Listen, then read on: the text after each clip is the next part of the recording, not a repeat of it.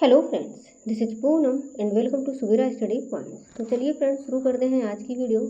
और आज हम 50 क्वेश्चन को डिस्कस करेंगे। जैसा कि पिछले वीडियो में हमने 50 क्वेश्चन डिस्कस किए थे, तो आज की वीडियो में भी हम 50 क्वेश्चन डिस्कस करेंगे जीके के। और यदि आप किसी भी एग्ज़ाम की तैयारी कर रहे हैं जिसमें जीके पूछी जाती है, तो ये वीडियो आपके लिए हेल्पफुल होने वाली है। तो चलिए शुरू करते हैं। उससे पहले यदि आप चैनल पर नए हैं तो चैनल को सब्सक्राइब कर लें, साथ ही बेल आइकन भी प्रेस कर दें ताकि आने वाली सभी वीडियो की नोटिफिकेशन आप लोगों को मिलती रहे। तो देखते हैं यहाँ पर जो पहला क्वेश्चन है, चिलैया समिति का गठन किस वर्ष किया गया था। तो इसको एक टेस्ट के तौर पे आप लोग करेंगे और बताएंगे कि जो चिलैया समिति है इसका गठन किस वर्ष में किया गया था। तो ऑप्शन जो हमारे दिए हुए हैं 1987, 1991, 1992 और 1998। तो बताएंगे आप लोग कि गठन कब किया गया था। तो इसका गठन किया गया था 1991 में, यानी कि ऑप्शन हमारा बी सही हो जाएगा। आगे हम बात करेंगे अगले क्वेश्चन की, निम्नलिखित में से किस क्रांति का संबंध कोको उत्पादन या चमड़ा उत्पादन से है। तो ऑप्शन देखते हैं, भूरी क्रांति, काली क्रांति, धूसर क्रांति, गोल्डन क्रांति। तो बताएंगे आप लोग कि किस क्रांति का संबंध कोको उत्पादन या चमड़ा उत्पादन से है। तो यहाँ पर जो हमारा ऑप्शन सही हो जाएगा वो हो जाएगा ए, भूरी क्रांति। आगे हम देखते हैं अगला क्वेश्चन, एक धन जो आसानी से विदेश से आता है, आसानी से चला जाता है, इसे इस प्रकार से जाना जाता है, hard money, soft money, cheap money या फिर हॉट मनी। तो बताएंगे आप लोग कौन सा सही रहेगा इसमें अगर हम बात करें तो ऑप्शन हमारा डी यानी कि हॉट मनी सही हो जाएगा। आगे हम देखते हैं अगला क्वेश्चन, गन्ने का उचित मूल्य और पारिश्रमिक मूल्य अनुमोदित करता है। क्या अनुमोदित करता है? आर्थिक मामलों पर कैबिनेट समिति, कृषि लागत और कीमतों के लिए आयोग, विपणन और निरीक्षण निदेशालय, कृषि मंत्रालय, कृषि उपज मंडी। तो अगर हम बात करें कि जो गन्ने का उचित मूल्य और पारिश्रमिक मूल्य है वो क्या अनुमोदित करता है, तो ये करता है आर्थिक मामलों पर कैबिनेट समिति। तो ऑप्शन हमारा यहाँ पर ए सही हो जाएगा। आगे हम देखते हैं अगला क्वेश्चन, असहयोग आंदोलन में कौन सा कार्यक्रम शामिल नहीं है। सरकारी पदों का त्याग, विदेशी माल का बहिष्कार, अदालतों का वकीलों द्वारा बहिष्कार, सरकारी वाहनों से यात्रा करने पर पाबंदी।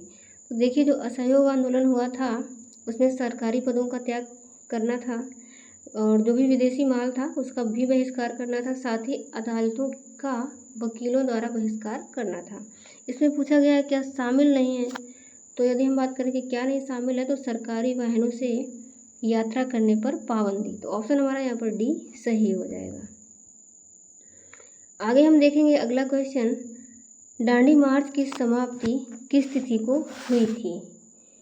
30 मार्च 1930 या फिर 12 मार्च 1930, 6 अप्रैल 1930, 5 अप्रैल 1930 को।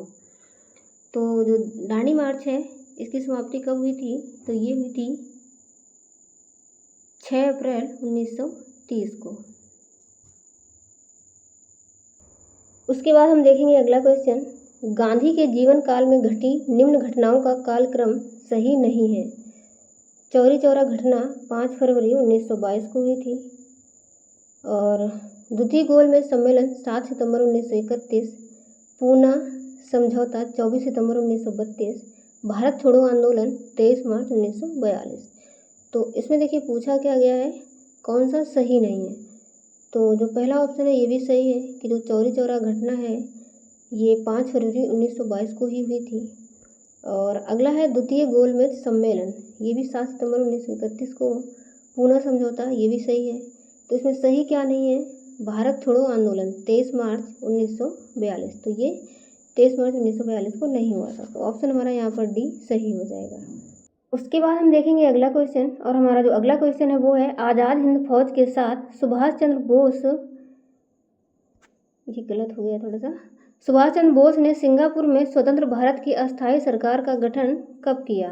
16 अक्टूबर 1943, 21 अक्टूबर 1943 या फिर 6 नवंबर 1943 या इनमें से कोई नहीं। तो बताएंगे आप लोग कि जो आज़ाद हिंद फौज के साथ सुभाष चंद्र बोस ने सिंगापुर में स्वतंत्र भारत की अस्थायी सरकार का गठन किया था वो कब किया था?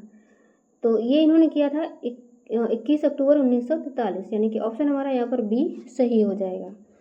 आगे हम देखते हैं अगला क्वेश्चन। सती प्रथा का उन्मूलन किया गया था 1828 के नियम 12 के द्वारा, या फिर 1829 के नियम 17 के द्वारा, 1828 के नियम 17 के द्वारा, या 1829 के नियम 12 के द्वारा।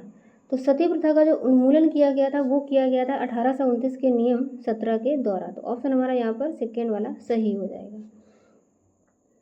वहाबियों के विद्रोह को कुचलने का श्रेय किस गवर्नर जनरल को जाता है? लॉर्ड हार्डिंग प्रथम, लॉर्ड एल्गिन प्रथम, सर जॉन लॉरेंस, या फिर लॉर्ड नॉर्थब्रुक। तो ये किसको जाता है? ये जाता है लॉर्ड एल्गिन प्रथम को। तो ऑप्शन हमारा यहाँ पर बी सही हो जाएगा। आगे हम देखते हैं अगला क्वेश्चन। त्रिपक्षीय संघर्ष में निम्नलिखित में से कौन सा राजवंश शामिल नहीं था? पाल, राष्ट्रकूट, पल्लव, प्रतिहार। तो यदि हम बात करें त्रिपक्षीय संघर्ष की तो इसमें कौन सा राजवंश शामिल नहीं था? तो इसमें शामिल नहीं था पल्लव। बाकी जो पाल, राष्ट्रकूट और प्रतिहार हैं ये तीनों ही वंश त्रिपक्षीय संघर्ष में शामिल थे, आपस में एक दूसरे से लड़ते झगड़ते रहते थे।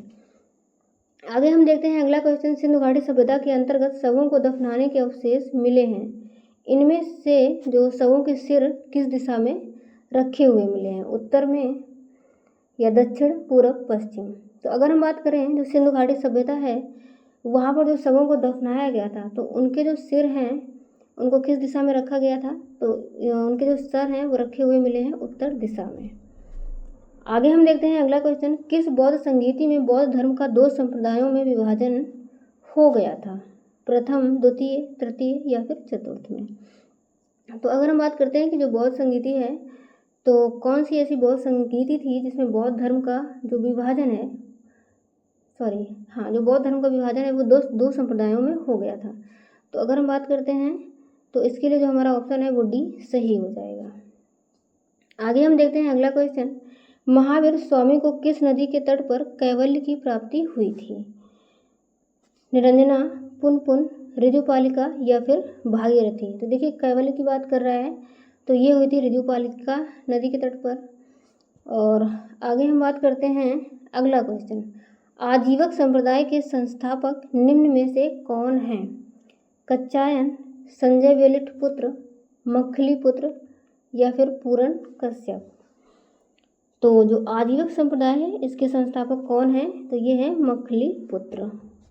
अगला हमारा क्वेश्चन है। किस मुगल शासक के शासनकाल को स्थापत्य कला का स्वर्णिम काल कहा जाता है?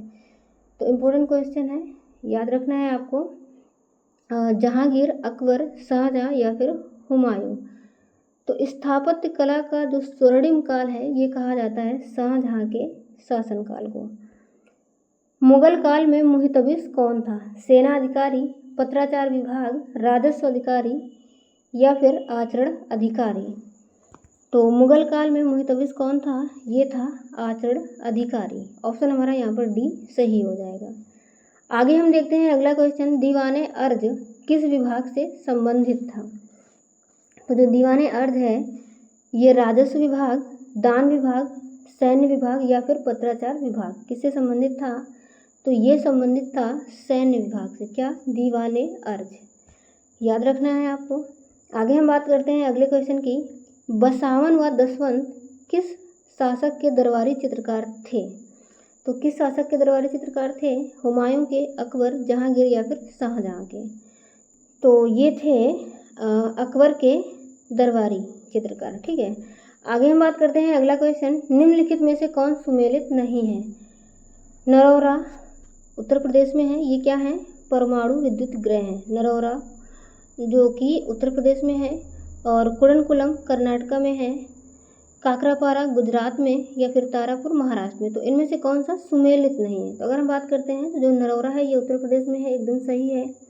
और जो कुड़नकुलम है ये कर्नाटक में नहीं है, काकरापारा गुजरात में है, तारापुर महाराष्ट्र में है। कुड़नकुलम कहाँ पर है? ये है तमिलनाडु में। तो ऑप्शन हमारा यहाँ पर सही हो जाएगा बी नंबर, क्योंकि हमसे पूछा गया है कौन सा सही नहीं है। आगे हम बात करते हैं अगले क्वेश्चन की। 38वीं समांतर रेखा किन दो देशों के मध्य स्थित है?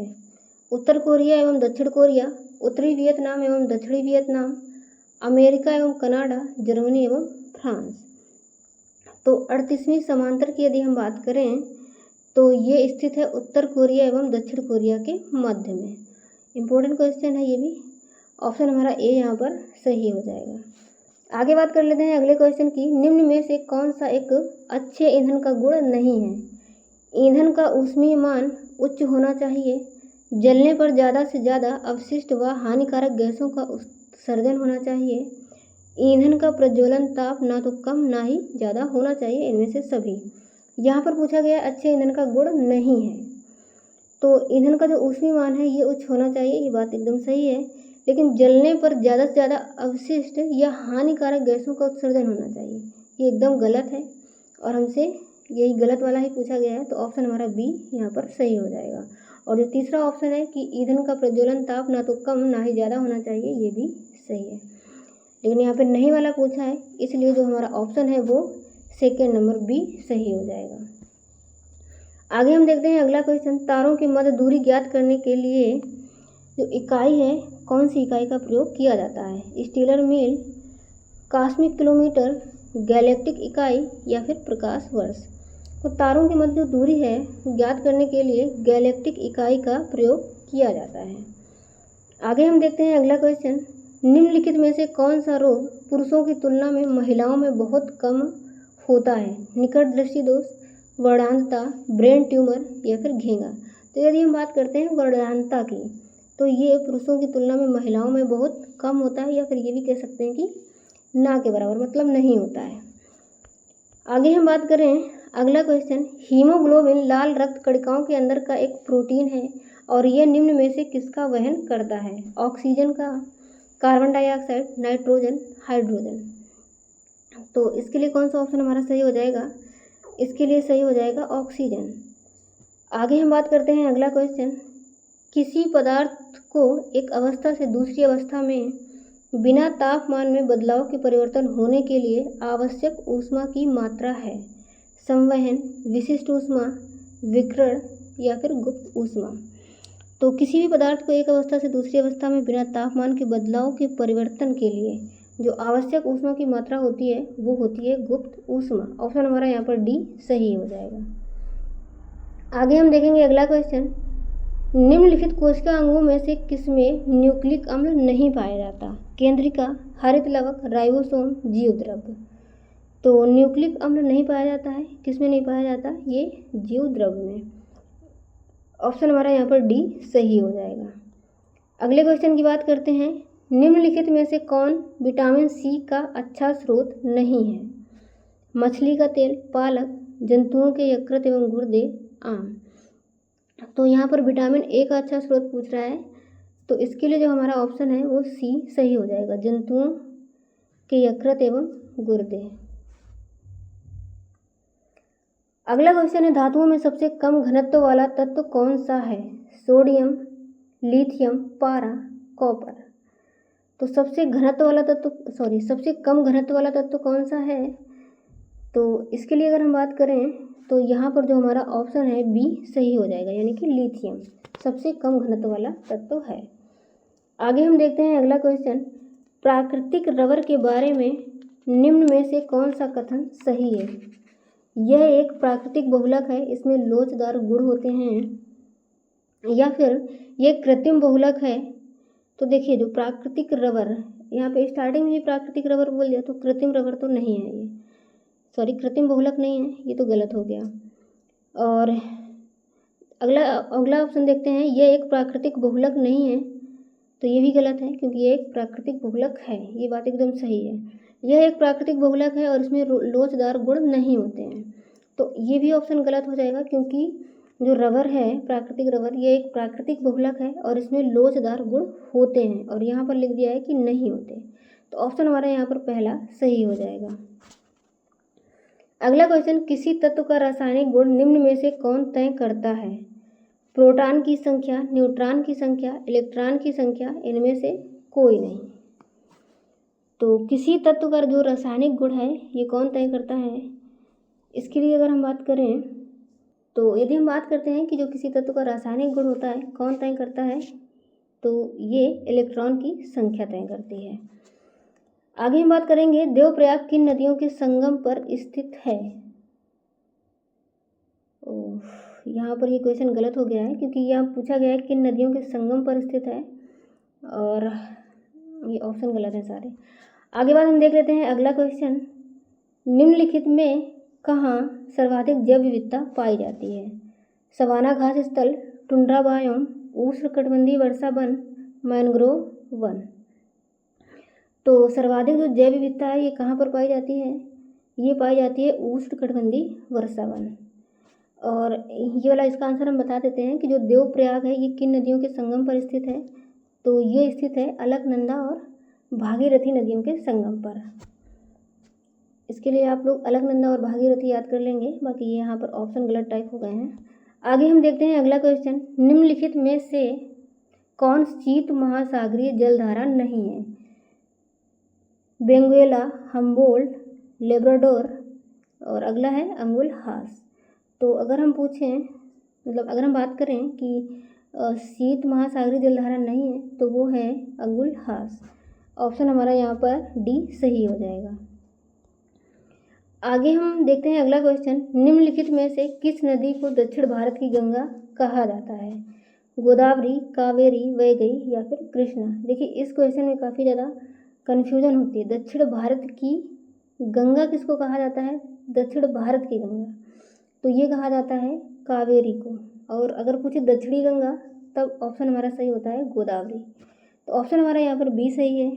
आगे हम देखते हैं अगला क्वेश्चन, प्रशांत महासागर क्षेत्र में रिंग ऑफ फायर किस लिए जाना जाता है? भूकंप, ज्वालामुखी, तूफान, जंगल की आग। तो जो रिंग ऑफ फायर है ये जाना जाता है भूकंप और ज्वालामुखी के लिए। तो ऑप्शन हमारा 1 और 2 सही हो जाएगा, तो यहाँ पर ऑप्शन बी सही रहेगा।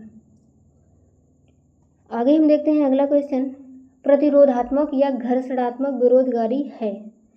एक ही रोजगार में आवश्यकता से अधिक श्रमिकों व्यक्तियों को उनकी योग्यता के अनुसार बहुत निम्न स्तर का कार्य मिलना, व्यवसाय रोजगार परिवर्तन की प्रक्रिया के दौरान श्रमिक व्यक्ति का कुछ समय के लिए बेरोजगार होना या फिर उपयुक्त सभी। तो देखिए जो प्रतिरोधात्मक या घर्षणात्मक बेरोजगारी है ये है कि व्यवसाय या रोजगार परिवर्तन की प्रक्रिया के दौरान श्रमिक या फिर व्यक्ति का कुछ समय के लिए बेरोजगार होना, मतलब पूरे टाइम उसको काम ना मिलना। तो ऑप्शन हमारा यहाँ पर सी सही हो जाएगा। आगे हम बात करते हैं अगला क्वेश्चन, न्यूनतम समर्थन मूल्य के बारे में निम्नलिखित कथनों पर विचार करें। न्यूनतम समर्थन मूल्य आर्थिक मामलों की मंत्रिमंडलीय समिति द्वारा प्रस्तावित की जाती है, तो ये भी सही है। और न्यूनतम समर्थन मूल्य कृषि लागत एवं मूल्य आयोग द्वारा अनुमोदित की जाती है, तो ऑप्शन हमारा दूसरा वाला भी सही है। तो यहाँ पर 1 और 2 दोनों ही सही हो जाएगा, तो ऑप्शन हमारा यहाँ पर सी सही रहेगा। आगे हम देखते हैं अगला क्वेश्चन, निम्नलिखित में से कौन सी सहायक संधि की विशेषता नहीं है? देशी रियासतों को एक ब्रिटिश रेजिमेंट में रखना, ये सही है। और देशी रियासतों का आंतरिक शासन कंपनी के अधीन होगी और देशी रियासतों की विदेशी नीति कंपनी के अधीन होगी। कंपनी की सेना का जो खर्च है वो रियासत उठाएगी, तो ये भी एकदम सही है। जो कंपनी की सेना थी उसका जो खर्च कौन उठाता था? रियासत उठाती थी सहायक संधि के अंतर्गत। और उसकी जो विदेशी नीति थी ये भी कंपनी के अधीन होती थी, लेकिन उसकी जो आंतरिक नीति है वो कंपनी के अधीन नहीं थी। तो यहाँ पर विशेषता नहीं वाला पूछा है, तो ऑप्शन हमारा यहाँ पर बी सही हो जाएगा। आगे हम देखते हैं अगला क्वेश्चन, निम्न में से किस समाचार पत्र पर वर्नाक्यूलर प्रेस एक्ट के तहत कार्रवाई की गई? पायनियर, भारत मिहिर, बंगाली, इनमें से कोई नहीं। तो अगर हम बात करते हैं जो वर्नाक्यूलर प्रेस एक्ट है, तो कौन सा समाचार पत्र था जिस पर कार्रवाई की गई थी? तो ये की गई थी बंगाली।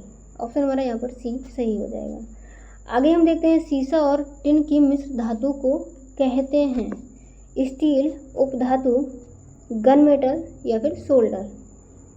तो अगर हम बात करते हैं कि जो सीसा और टिन की मिश्र धातु है उसको क्या कहते हैं, उसको कहते हैं शोल्डर। ऑप्शन हमारा यहाँ पर डी सही हो जाएगा। आगे हम देखते हैं अगला क्वेश्चन। डाउन सिंड्रोम वाले व्यक्ति अपरिहार्य रूप से किससे ग्रस्त होते हैं? तानिका शोध, मस्तिष्काघात, हंटिंगटन रोग या फिर अल्जाइमर। तो जो डाउन सिंड्रोम वाले व्यक्ति होते हैं ये ग्रसित होते हैं अल्जाइमर से। ऑप्शन हमारा यहाँ पर डी सही हो जाएगा। बॉक्साइट अयस्क है लोहे का, एल्यूमिनियम का, तांबे का या फिर सोने का। तो जो बॉक्साइट है ये किसका अयस्क है? ये है एल्यूमिनियम का। ऑप्शन हमारा यहाँ पर बी सही रहेगा। अगला देखते हैं। एपीफाइट्स बहुत अधिक विकसित होते हैं, ऐसे पौधे होते हैं जो अन्य पौधों पर निर्भर करते हैं, भोजन हेतु, जल हेतु, छाया हेतु, यांत्रिक मदद हेतु। देखिए यहाँ पर एक चीज़ हम बता दें आपको, जो एपीफाइट्स होते हैं ये बहुत अधिक विकसित होते हैं और ऐसे पौधे होते हैं जो अन्य पौधों पर निर्भर करते हैं। लेकिन जो एपीफाइट्स हैं ये परजीवी नहीं है। तो परजीवी नहीं है इसलिए ये जो अन्य पौधों पर निर्भर करते हैं ये भोजन हेतु निर्भर नहीं करेंगे, क्योंकि ये परजीवी नहीं है। जल हेतु भी नहीं, छाया हेतु भी नहीं, बल्कि यांत्रिक मदद हेतु, यानी कि वो उनका सहारा लेकर के ऊपर बढ़ते हैं। आगे हम देखते हैं अगला क्वेश्चन। किस विटामिन की कमी से पटल मृदुता या करेटोमलेशिया होता है? ए, बी, सी या डी। तो जो पटल मृदुता या करेटोमलेशिया है ये होता है विटामिन ए की कमी से। माइक्रोबैक्टीरियम लेप्री निम्न में से किस रोग का रोग कारक है? हैजा, टिटनेस, कुष्ठ रोग, क्षय रोग। तो माइक्रोबैक्टीरियम लेप्री जो है ये किस रोग का रोग कारक है? ये है कुष्ठ रोग का। ऑप्शन हमारा यहाँ पर सी सही हो जाएगा। आगे हम देखते हैं अगला क्वेश्चन। मैलाकाइट अयस्क है मैग्नीज, लेड, मर्क्यूरी, कॉपर। तो जो मैलाकाइट अयस्क है ये है कॉपर का। ऑप्शन डी सही रहेगा। आगे बात करते हैं अगला। रक्त जमने में किस तत्व की भूमिका होती है? कैल्शियम, मैग्नीशियम, आयरन या फिर कॉपर की। तो रक्त जमने में किस तत्व की भूमिका होती है? यहाँ पर तत्व पूछ रहा है तो ये होती है कैल्शियम की। आगे हम बात करते हैं अगला क्वेश्चन। बच्चों को किस रोग के प्रति प्रतिरक्षित करने के लिए डीपीटी को अंतःपेशीय रूप से दिया जाता है? मधुमेह, कैंसर, रेबीज या फिर काली खांसी। तो ये दिया जाता है काली खांसी के लिए। और अगला क्वेश्चन है। निम्नलिखित में से 21वें गुणसूत्र के त्रिगुणन के कारण होने वाले रोग हैं। कौन सा है? पटाउ सिंड्रोम, टर्नर सिंड्रोम, क्लीनफेल्टर या फिर डाउन सिंड्रोम। तो ये है डाउन सिंड्रोम और बहुत इंपॉर्टेंट क्वेश्चन है, बहुत बार एग्जाम में पूछा गया है। तो ऑप्शन हमारा यहाँ पर डी सही रहेगा। तो चलिए फ्रेंड्स आज की वीडियो में इतना ही रखते हैं एंड आगे मिलेंगे हम अगले वीडियो में। तब तक के लिए bye bye and take care.